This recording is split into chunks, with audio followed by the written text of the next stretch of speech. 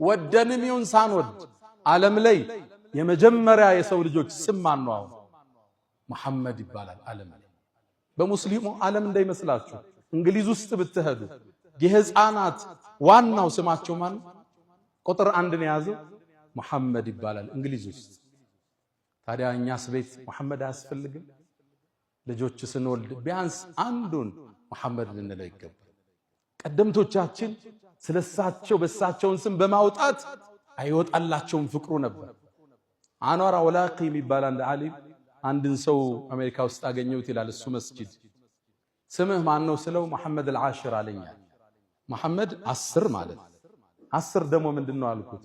አይ አባቴ ረሱል ሰለላሁ ዐለይሂ ወሰለም በጣም ይወዳል፣ ስለዚህ የልጆቹን ስም የሚጠራው መሐመድ ብሎ ሁሉም መሐመድ አላቸው። በምን ይለዩ? የመጀመሪያው መሐመድ አልአወል አንደኛ፣ ሁለተኛ መሐመድ الثاني ይባላል፣ ሶስተኛው መሐመድ ይባላል። እኔ 10ኛው ነኝ። ስሙ ማን ነው? መሐመድ አልዓሽር ይባላል። እኔ አብረውኝ ያደጉ አንድ ቁመተ ጀርጋዳ አባት አሉ። እሳቸው ልጆቻቸውን ሁሉ መሐመድ ነው ስማቸው።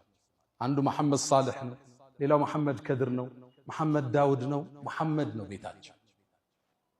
ቤታችን አንድ መሐመድ አያስፈልገው? ሁላችን ንያ እናድርግ። ረሱልም እናስታውስበት።